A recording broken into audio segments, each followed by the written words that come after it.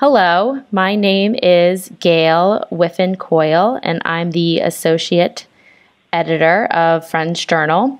And today we're doing an author chat over the phone with Philip C. Scott, who is one of the authors of our current November issue on books and writing. Hello, Philip. Hello, Gail. Hi. So Philip C. Scott is a convinced friend and a member of Valley Meeting in Wayne, Pennsylvania. He is a retired teacher, and he currently lives in Stowe, Vermont, where he joins us via phone today. His article is called My Life as a Friend, and it's in the November issue. So, Philip, thank you again for the beautiful in-depth wood carving you did of the Friends Journal colophon. The staff here were all really pleasantly surprised and impressed when it arrived in the mail this past spring, and we actually have it on display at the front of our office. So I just wanted to thank you for that again. You're welcome. So how did you get into wood carving? You say in the article that you started whittling when you were a young Boy Scout. So is that where it began? Well, I always did a lot of things with my hands, and my mother would always encourage me to different things. My grandmother had a boarder who had a walking stick that he had decorated with a penknife. And I got curious, and I asked him how he did that, and he said, well, I'll take you out in the woods, and we'll get a stick, and I'll show you how to do it. So that was one of my first carvings. And then I whittled neckerchief slides for Boy Scouts, neckerchiefs, and also walking sticks in the Boy Scouts. Cool. And then eventually you graduated into more intricate, in-depth wood carving later on in life.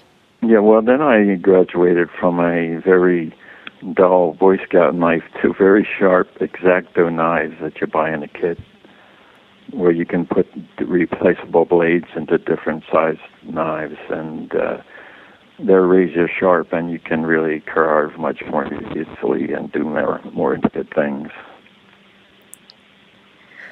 So you're a convinced friend, and you came to Quakerism in an interesting way.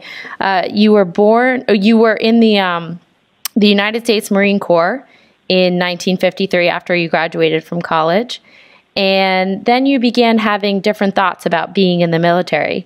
Could you share a little bit about what changed for you during that time? Well, as a child, I was always in a very religious family, and I read the Ten Commandments, and one of them is "Thou shalt not kill," and that always impressed me. And when I asked my mother about, well, what about war, she came up with some fantastic photographs that a friend of hers had given her, taken in World War I. And actually, they are famous photographs today of piles of bodies. And my brother-in-law is a Seventh-day Adventist pastor. I was always very interested in religion. I went to Quaker meeting with my family a couple of years, and I went to many other different churches. And when I got into the service, and they were teaching me how to kill in like 100 different ways, I thought, I don't really want to do this, even though I had signed up, and I wanted to uphold the Constitution, which is what you say. I was very distraught when we go out and watch the ways in which I was being trained. So they sent me to the chaplain, and I thought, well, the chaplain's probably going to say to me, yeah, you're right, we shouldn't be killing people, but that's what chaplains in the military do not do. Mm. So, actually, I just got to the point where I decided that I would share my thoughts with my commanding officers, and that led to a honorable discharge. Right, and that's when you became a conscientious objector. Correct. Okay. And also in the article, you say that you felt after you were honorably discharged that you should still serve out the rest of your obligation to your country. And this is a quote from the article, in service to your faith, which is helping people, not killing people. So what did that service look like? And what do you remember from that time? Well, I went and worked for the Friends Service Committee in Philadelphia, packing clothing for refugees in North Africa. And that was one of the things that they were doing at the time. And I worked with some displaced Japanese people that were refugees from World War II, and George Oy, who was a teacher at Penn who taught Japanese to American officers. Right, and we have a photo of George that accompanies your article. Yeah, he was a very nice person, and so were the ladies that did the packing of the clothing.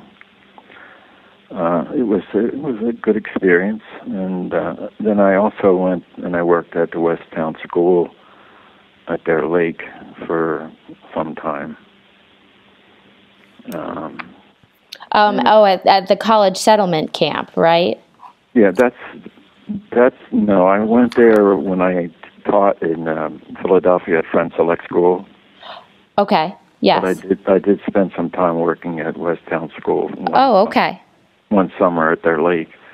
But yeah, the college settlement farm camp experience. I met Nguyen Thu Duc, who he had a doctorate of law from University of Saigon, and he was working on his second doctorate at Harvard. And at that time, the Vietnamese War was, they were having trouble, and we were sending over advisors and so forth. And I gave him an article from the National Geographic to read, and I said, well, what do you think? And he said, it's all propaganda. He says, that's not what's happening in Vietnam right now. Mm. So I kept my friendship up with him, and I followed him. He wound up in Washington working in the Vietnamese embassy. Okay. And I went to visit him in Washington, and he said to me, I predict that by the end of this month, there's going to be a shooting war in Vietnam. And sure enough, there was. Mm-hmm. So, but he also, I mentioned that he wrote a book, and he was involved in the peace treaty for the Vietnamese. Right. You mentioned that in the article as well. Yeah, he kept copious notes, and he did not write the book because he spoke French mainly and Vietnamese, but and also English and a little bit of Spanish. But oh wow!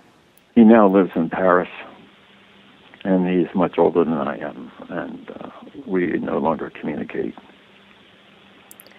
So Veterans Day was this past Tuesday, about a week ago. Right. And we talked last week, and you had mentioned to me that this day you were watching some coverage on the TV, on the news.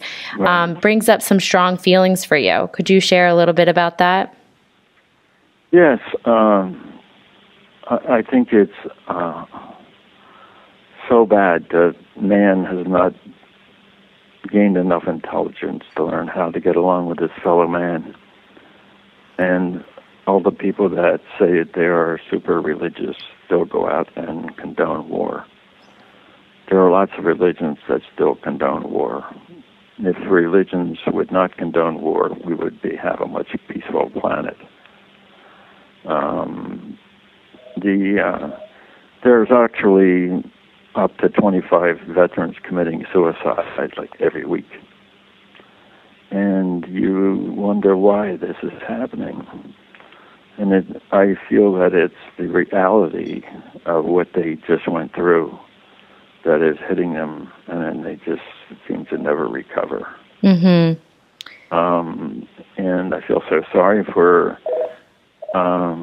people that do not take killing their fellow man seriously enough.